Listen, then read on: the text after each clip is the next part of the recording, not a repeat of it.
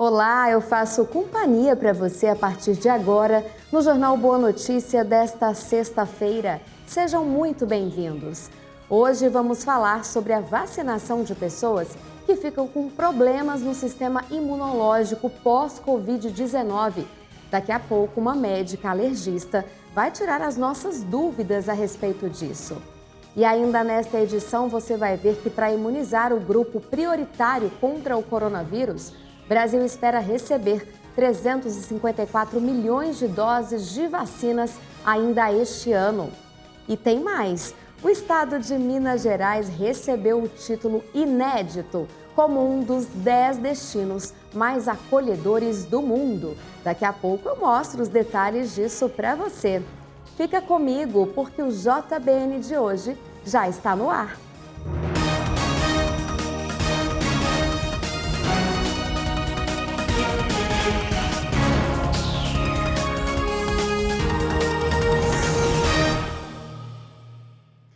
Excelente sexta-feira é o que eu desejo para você, para toda a sua família, com muitas bênçãos do nosso Pai Eterno, você que está aqui acompanhando a nossa programação. Muito obrigada. E todo mundo sabe que a Covid-19 afeta diferentes pessoas e, detalhe, de diferentes maneiras. Muitos pacientes, após contraírem o coronavírus, ficam com um problema chamado imunodeficiência. O nome parece complicado, mas para quem não sabe, esse é um grupo de doenças caracterizadas por ataques no sistema imunológico, aquele nosso sistema de defesas do organismo. E agora a gente vai saber uma coisa. Essas pessoas que já tiveram Covid podem receber a vacina quem tiver com problemas de imunidade? Quem vai contar isso para a gente é a médica alergista, especialista da Associação Brasileira de Alergia e Imunologia, doutora Lorena de Castro Diniz, que está aqui conosco. Doutora, obrigada pela sua participação. Estamos ao vivo aqui para todo o Brasil, na TV Pai Eterno. Já peço para a senhora responder, então, quem está com essa imunodeficiência pós-Covid, pode ser vacinado? Boa tarde a todos. Eu que agradeço o convite. Então, a gente sabe que a Covid, por ser uma doença viral, ela mexe com todo o sistema imunológico e a gente precisa de um tempo de restabelecimento aí do nosso sistema imune para a gente estar preparado adequadamente para poder receber aí tanto a vacina de Covid como qualquer outra. E a gente sabe que para esse restabelecimento, nosso corpo precisa aí de um intervalo em torno de 4 semanas. Por ser uma vacina nova, então a gente está recomendando esse tempo aí médio de 28 dias, 4 semanas para poder receber as vacinas. Foi o que eu falei mesmo, doutora? A imunodeficiência é aquele chamado sistema de defesas que o nosso organismo tem, né? E de que forma que isso ocorre? A Covid, ela ataca a pessoa, pode atacar todo mundo ou isso varia de pessoa para pessoa, de faixa etária? O que os estudos já mostram? A gente está vendo aí que a Covid-19 ela pode afetar de modos diferentes pessoas. Aí crianças, geralmente elas são menos acometidas porque elas têm um sistema imunológico da resposta adaptativa inata melhor, né, mais robusta do que os adultos. Elas têm menos moléculas de receptores, elas têm menos fechadura, né? Eu falo que o vírus é uma chave e nós temos fechaduras. As crianças têm menos receptores, por isso elas adoecem menos. E por ter essa resposta imunológica melhor, adaptativa inata melhor, elas acabam não adoecendo tão gravemente como os adultos.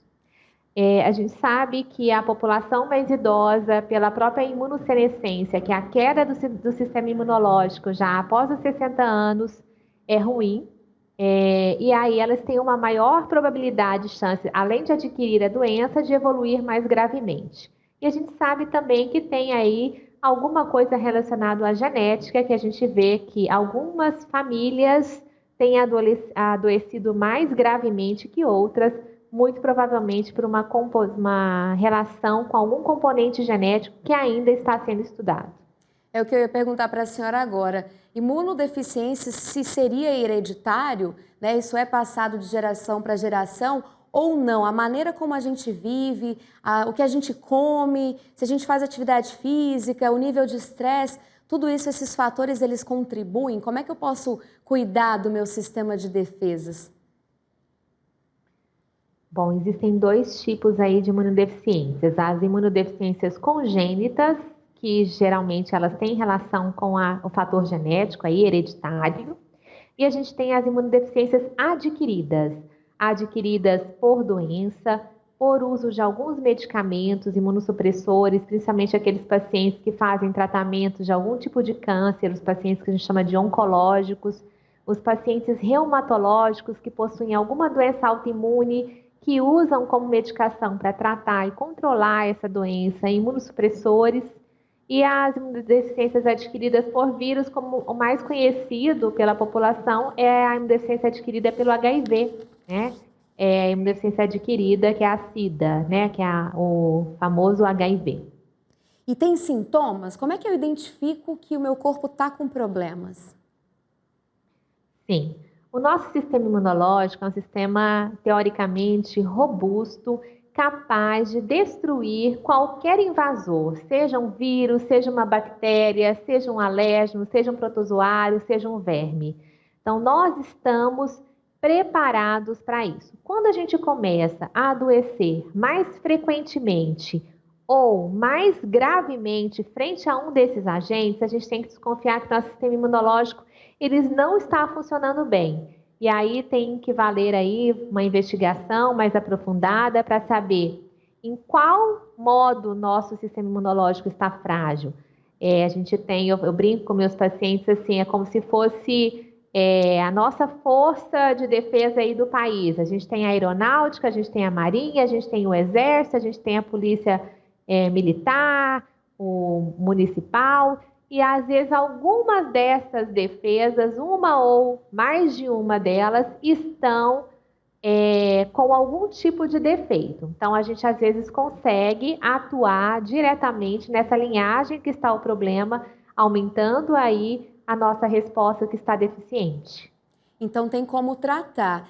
E alimento? A senhora pode dar algumas dicas para a gente, já que esse período, então, só lembrando, você que está sintonizado agora, a gente está falando de pessoas que tiveram Covid-19 e se podem ou não ser vacinadas. A doutora falou que precisa aí ter um período pelo menos de um mês, é isso mesmo, doutora? Mais de um mês? Isso. Aproximadamente 28 dias. 28 dias. 28 dias. Mas o que eu como? A senhora pode dar dicas de alimentos que fazem bem para a nossa imunidade de forma geral? Claro. Nosso sistema imunológico, a base dele são os nossos anticorpos. E os anticorpos, eles são produzidos através de proteínas. Então, a gente tem que ter um consumo aí de algumas proteínas, seja animais, sejam vegetais, mas é importante o consumo delas. Eu falo que um prato saudável, ele tem que ser um prato colorido. Ele tem que ter verde, amarelo, branco, vermelho. A gente vai fazendo desse simples ilustrativo aqui, uma alimentação completa. A gente precisa, além das proteínas, de sais minerais, vitaminas, carboidratos, cereais, fibras. Então, a gente precisa estar com esse cardápio equilibrado para que nosso organismo funcione bem. Nada em excesso é bom e nada também, uma restrição total também é bom. Então, essas dietas que estão na moda aí de low carb, ou só come proteína, ou só come fibra, assim, nós das sociedades médicas, nós somos contra esse tipo de dietas porque fazem de alguma forma um desequilíbrio no nosso sistema imunológico, porque nosso sistema imunológico precisa de todas essas substâncias para ter uma produção legal. É como se fosse o nosso combustível. Nós estávamos mostrando imagens, doutora, de vacinas, né, contra a Covid-19. Mas no ano passado, houve uma redução muito grande em todas as campanhas de vacinação, isso são dados oficiais. A procura por vacinas, por exemplo, como a do sarampo, tríplice viral, a BCG. Então, para esses imunodeficientes também, pós-Covid, nenhum tipo de vacina é indicado para quem estiver nessa faixa etária? Não, nesse período não, né? Nesse período de reestabelecimento do sistema imunológico, no momento a gente está pedindo para evitar nos primeiros 28 dias depois do primeiro dia de sintomas.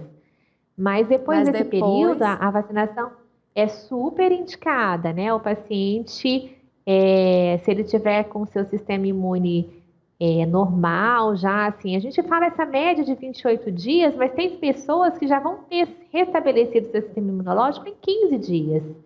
Mas por uma questão de segurança, né? De uma campanha nacional de imunização, onde não vai dar para ver assim, o detalhe de cada um, a gente estabelecendo com margem de segurança esses 28 dias. Mas depois dos sintomas de Covid, agora quem não teve Covid, o quanto antes, quando chegar no seu grupo prioritário, as pessoas devem receber a vacina. muito obrigada. A gente agradece a sua participação, uma excelente sexta-feira, um ótimo fim de semana. Eu que agradeço. Obrigada, doutora.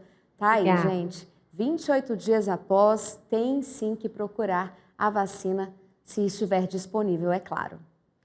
E agora a gente fala sobre o Brasil. 27 categorias prioritárias fazem parte desse grupo de risco para vacinação contra a Covid-19 e ainda há muitas dúvidas sobre esse assunto. Quem tem as informações para a gente agora é o repórter Tarek Cardoso. Oi, Tarek. Olá, Carol. Nós vamos trazer mais atualizações sobre a vacina em todo o Brasil. O governo federal divulgou um plano que estabelece a ordem de vacinação contra a Covid-19. Os governos estaduais têm autonomia para definir seus grupos prioritários, mas a grande maioria tem seguido as recomendações do Ministério da Saúde e da Anvisa. Essas orientações são baseadas nos princípios da Organização Mundial da Saúde, a OMS. Ao todo, são 27 categorias prioritárias que incluem, por exemplo, pessoas acima de 60 anos, trabalhadores da saúde, indígenas e pessoas em situação de rua, entre outras. Os trabalhadores do transporte coletivo, da educação básica e superior e forças de segurança também estão na lista. A longa fila para receber a vacina da Covid-19 tem levado algumas entidades e sindicatos a solicitarem que os grupos que eles representam sejam inseridos na lista de prioritários. Há desde representantes de pessoas com deficiência, portadores de HIV, a sindicatos de bancários e de jornalistas. Mesmo se forem incluídos como grupos prioritários na imunização, todos devem obedecer à ordem de vacinação. Não há problema para as entidades em pedir a ampliação da lista de prioritários, desde que as vacinas cheguem antes aos grupos de maiores riscos e aos trabalhadores essenciais. O governo federal já firmou 3 acordos de encomenda tecnológica que garantem ao Brasil o recebimento de 354 milhões de doses de vacina ao longo deste ano. São mais de 102 milhões de doses previstas da vacina da AstraZeneca, produzida em parceria com a Fiocruz. Até julho, em torno de 110 milhões a partir do segundo semestre, que vão ser fabricadas aqui mesmo no nosso país. Da vacina Coronavac, desenvolvida pelo Instituto Butantan em parceria com o laboratório Sinovac, estão encomendadas mais de 46 milhões de doses nesse primeiro semestre e outros 54 milhões de doses no segundo semestre. Em um consórcio internacional articulado pela OMS, o governo brasileiro disse que espera receber mais de 42 milhões de doses. Carol, eu volto para você aí no estúdio.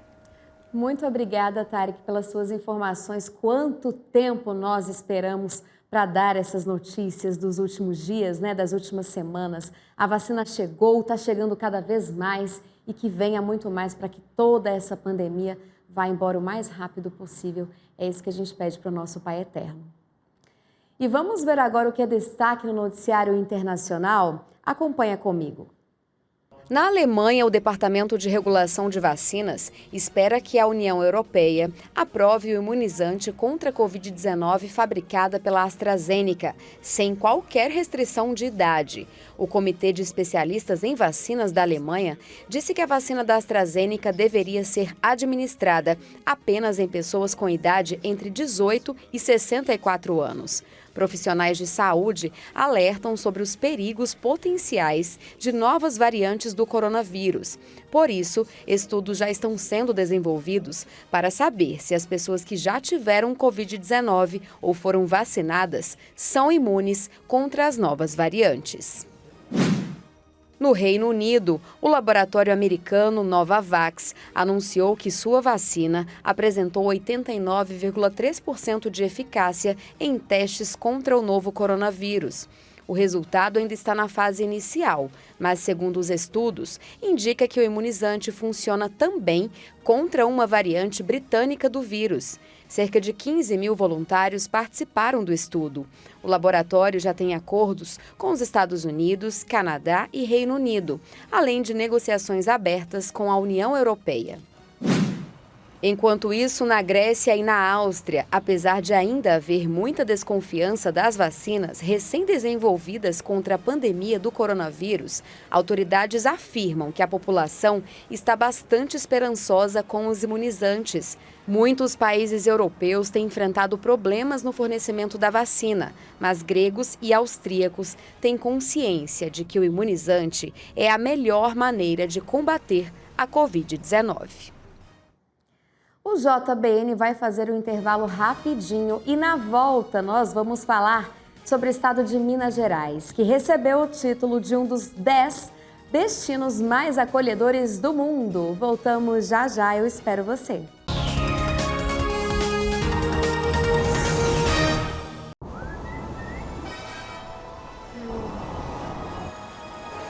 Oi para você que está aqui na Rede Pai Eterno.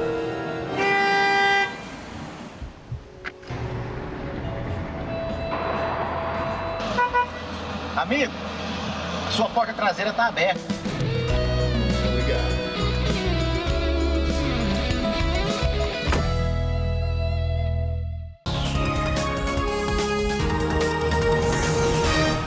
Estamos de volta com o seu jornal Boa Notícia. Eu agradeço a você, devoto do Divino Pai Eterno de todo o Brasil, que está aqui juntinho com a gente na TV das Bênçãos do Pai.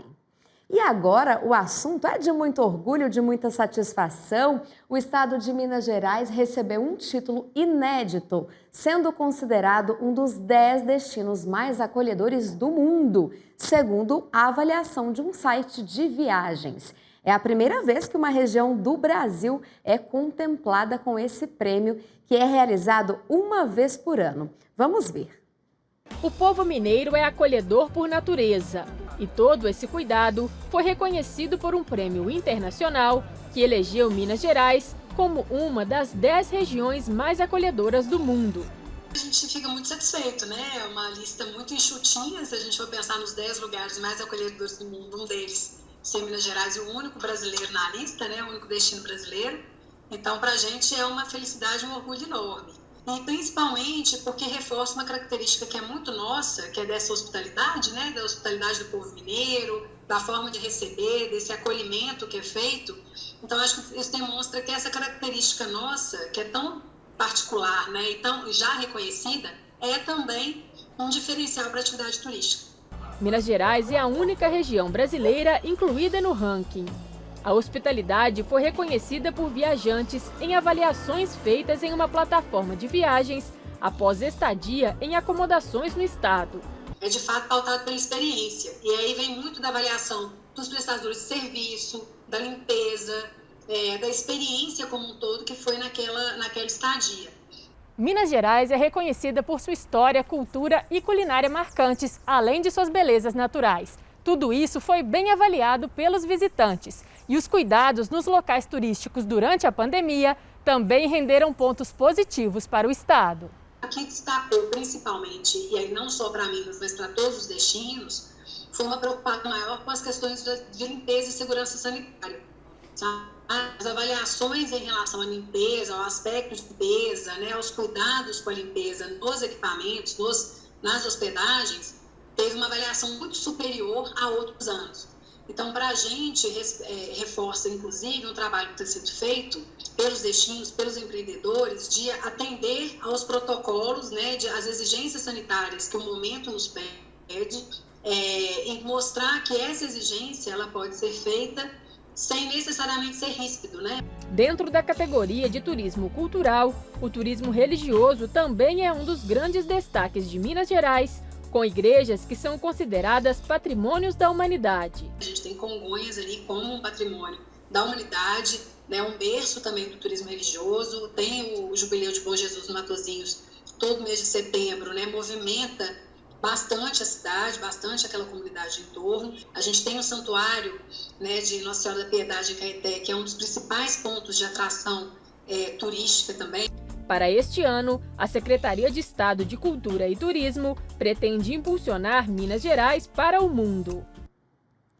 Tá aí, falar de Minas é muito fácil, né, gente? Um estado maravilhoso, cheio de igrejas lindas, de uma culinária maravilhosa, quem não gosta? Um povo acolhedor, então parabéns sim para todos os mineiros, para Minas Gerais. A gente viu ali belíssimas imagens, realmente o turismo histórico não é à toa que é considerado patrimônio da humanidade.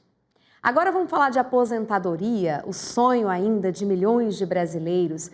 Você sabia que para conseguir um valor bom nesse benefício, não basta apenas contribuir com a Previdência, existem outros requisitos que podem ajudar quem está pensando aí em se aposentar. E atenção, muita coisa mudou com a reforma da Previdência. Quem explica para a gente agora as vantagens do planejamento previdenciário é o advogado Fernando Pessoa. Planejamento previdenciário, como o próprio nome diz, é um planejamento específico para calcular qual a melhor época para você se aposentar, qual o melhor benefício, qual o melhor regime de previdência. Ou seja, o planejamento previdenciário, ele serve para te auxiliar na aposentadoria, para que a sua aposentadoria não seja defasada, para que você não tenha perdas na sua aposentadoria, certo? Então, onde solicitar, como fazer esse planejamento previdenciário? Há duas opções. No próprio site, no próprio aplicativo do Meu INSS, existe uma ferramenta de simular a sua aposentadoria e de planejar a sua aposentadoria. Você pode fazê-lo por lá. Mas o mais indicado seria você procurar um contador ou um advogado especialista na área, especialista em previdência. Porque ele irá analisar todos os regimes, irá analisar o tempo de contribuição que você tem, o valor das suas contribuições, enfim, todas as possibilidades da sua aposentadoria, para que você não tenha perdas e para que você não tenha nenhum desconto indesejado, nenhum desconto indevido. Então, quais as vantagens do planejamento previdenciário? As vantagens são poder se aposentar com um valor que não seja defasado, se aposentar no tempo certo, para você não ter que contribuir mais para a Previdência, mais do que você necessita, por mais tempo. Então, o planejamento previdenciário serve para te auxiliar na sua aposentadoria. E com isso você ganha várias vantagens. Como eu disse aqui, uma delas é a vantagem financeira, de você poder se aposentar com um valor de benefício justo, com um valor de benefício maior. Por que isso? Porque não é só tempo de contribuição. Tanto no INSS como no regime próprio, são vários fatores para se chegar no cálculo da renda mensal da aposentadoria. E também para o tempo certo da aposentadoria. Por isso, o planejamento previdenciário é tão importante. Viu aí? Se você ficou com alguma dúvida, busque informação. Eu estava pesquisando aqui. Tem também a central, o Disque INSS, que é o telefone 135. Vou repetir, 135, anota aí. Ou então o aplicativo, como o advogado falou, Meu INSS. Muitas pessoas idosas não sabem mexer nesse aplicativo, mas você pode ligar lá no Disque 135 e pedir as suas informações. O mais importante é não ficar prejudicado, poder se aposentar com tranquilidade, descansar. Quem já trabalhou aí a vida toda, espera sim esse momento e com dignidade, o que é o mais importante. O nosso país precisa melhorar nessa questão, não é verdade? Este foi o Jornal Boa Notícia desta sexta-feira. Amanhã tem mais. Eu espero você nesse mesmo horário. Muito obrigada pela sua companhia. Um excelente fim de semana para você, para toda a sua família. Muitas bênçãos do Pai Eterno.